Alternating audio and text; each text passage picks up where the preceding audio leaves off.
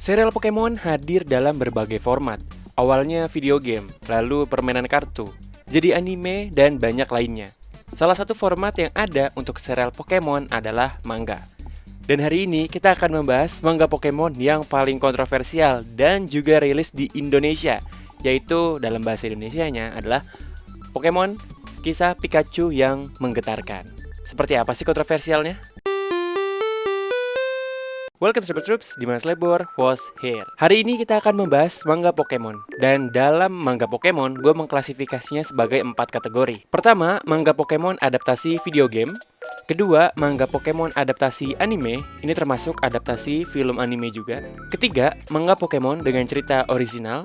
Dan keempat adalah manga Pokemon yang lain-lain, seperti yang berkaitan dengan permainan di luar video game, promosional, manga pendek, dan sejenisnya. Untuk manga Pokemon adaptasi anime, ada manga pertama yang rilis, yaitu The Electric Tale of Pikachu, yang dalam bahasa Jepangnya adalah Pokémonsta Dengeki Pikachu. Chapter pertamanya terbit pada April 1997 di majalah Besatsu Korokoro Comic Special di Jepang dan hadir bersamaan dengan episode-episode animenya yang manga ini adaptasi. Kalau kalian belum tahu, episode pertama anime Pokemon itu tayang pada tanggal 1 April 1997. Meskipun manga ini adalah adaptasi dari episode animenya, tapi ada beberapa penyesuaian cerita yang membuat manga ini berbeda dengan animenya, terutama dari segi gaya gambarnya. Misalkan ada karakter Nanami Okido atau Daisy Oak, atau yang di manganya ini dipanggil Mei. Dia adalah kakaknya Blue atau Gary yang ada di game tapi nggak ada di animenya. Bajunya Satoshi juga beda-beda di manganya,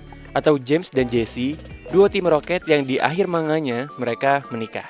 Nah, perbedaan anime dan mangganya ini yang membuat manga Dengeki Pikachu jadi kontroversial. Manga yang dibuat oleh Toshihiro Ono ini punya style penggambaran yang berbeda dengan animenya yang berdasarkan style gambar Ken Sugimori, artis yang paling berpengaruh besar untuk art style Pokemon sejak generasi pertama. Lalu kenapa perbedaan style ini yang membuat mangganya jadi kontroversi? Ini adalah momen yang cukup menegangkan dan certified FBI open up, jadi akan gue jelaskan sehalus mungkin. Di versi manga, Dengeki Pikachu, banyak momen yang terlalu diseksualisasi berlebihan di versi original Jepangnya, termasuk karakter di bawah umur seperti Misty. Karakter perempuan digambar dengan ukuran dada yang lebih besar, pakaian yang terlalu ketat, atau adegan ecchi lainnya yang pasti kalian sangat familiar kalau kalian mengikuti manga dan anime serupa ya.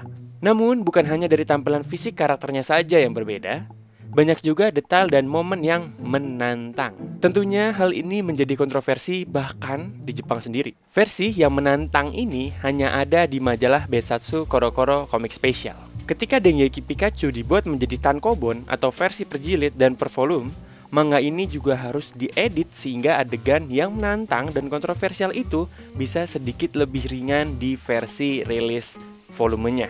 Kalau di Jepang mungkin kontroversinya tidak begitu besar ya, tapi di versi luar Jepang tentunya lebih ramai lagi kontroversinya.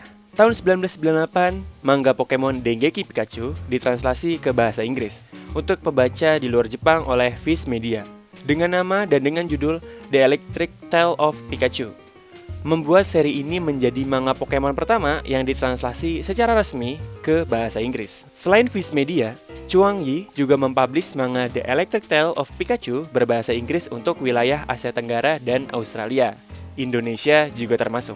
Versi Viz dan versi Chuang Yi dua-duanya sama aja, yaitu sama-sama mensensor panel dan gambar yang menantang dan kontroversial dari The Electric Tale of Pikachu. Viz Media ingin manga Pokemon ini bisa dibaca oleh semua umur karena pada saat itu target pasar terbesar Pokemon ya anak-anak dan remaja. Karena itu versi Viz lumayan banyak disensor sampai menghapus beberapa adegan dan panel seperti momen Misty tidak menggunakan busana serta momen Misty sedang mandi juga dihapus di versi Viz. Uniknya, momen tersebut masih ada di versi Chuang Yi. Nah, sekarang bagaimana dengan versi Indonesianya nih?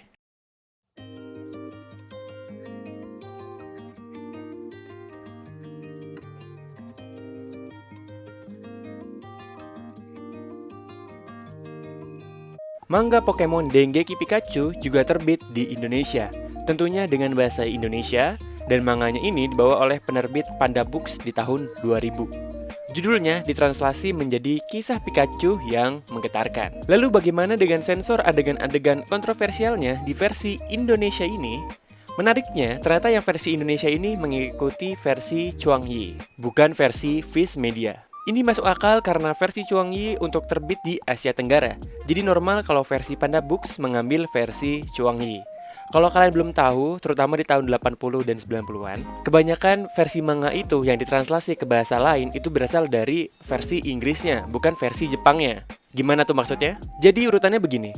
Manga berbahasa Jepang rilis di negara asalnya. Lalu penerbit di luar Jepang akan menerbitkan versi berbahasa Inggris untuk pasar di luar Jepang, terutama seperti Amerika Serikat dan juga Eropa. Barulah penerbit dari negara yang berbahasa selain bahasa Jepang dan bahasa Inggris akan menerjemahkan berdasarkan versi bahasa Inggris, bukan bahasa Jepang. Alasannya jelas karena menerjemahkan dari bahasa Inggris itu lebih mudah dibanding menerjemahkan dari bahasa Jepang. Karena bahasa Inggris itu bahasa internasional ya, jadi lebih banyak orang di negara lain yang tahu tentang bahasa Inggris. Itu juga yang terjadi di Kisah Pikachu yang Menggetarkan, yang mengambil dari versi Chuang Yi, yang sudah ditranslasi ke bahasa Inggris dan dirilis sekali lagi di pasar Asia Tenggara.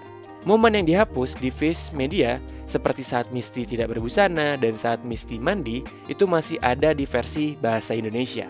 Sama seperti versi Chuang Yi, di versi Indonesia juga sensornya sama persis, yaitu ada cahaya-cahaya keajaiban yang mensensor bagian tertentu. Untuk ukuran dada karakter, perempuan, dan lainnya, semua mengikuti versi tankobon, sehingga lebih aman untuk dibaca dan tidak menjurus ke hal-hal tertentu. Manga Kisah Pikachu yang Menggetarkan ini menjadi sebuah sejarah tersendiri untuk perkembangan serial Pokemon di Indonesia. Karena ini manga pertama dari serial Pokemon yang berbahasa Indonesia.